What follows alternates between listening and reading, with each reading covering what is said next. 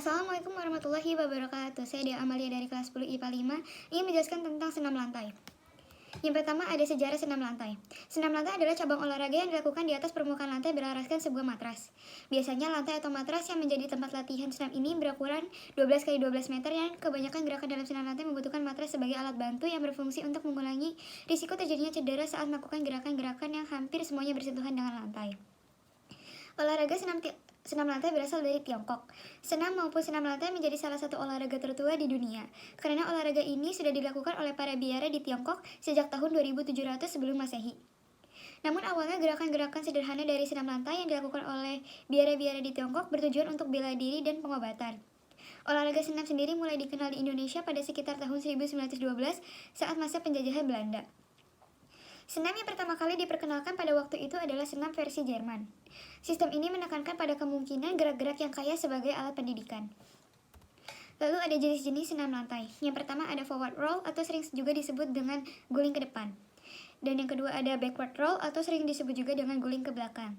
Yang ketiga ada handstand over leg atau sering disebut juga dengan lanting tangan. Dan yang keempat ada tiger sprong atau sering disebut juga dengan lompat harimau. Berikut adalah perlengkapan-perlengkapan yang dibutuhkan. Pertama ada lantai, matras, kuda-kuda pelana, kuda-kuda lompat, gelang-gelang, palang tunggal, dan palang sejajar. Berikut ada juga pengertian lompat jongkok dan lompat kangkang. Lompat jongkok. Lompat jongkok merupakan lompat yang dilakukan menggunakan peti lompat dengan posisi badan jongkok pada saat melewati peti lompat. Lompat jongkok tergolong dalam olahraga senam lantai. Olahraga melompat ini dilakukan dengan posisi badan jongkok.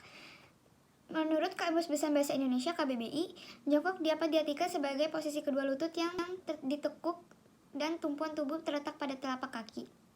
Lompat kangkang. Lompat kangkang merupakan salah satu gerakan yang ada pada senam lantai atau senam ketangkasan.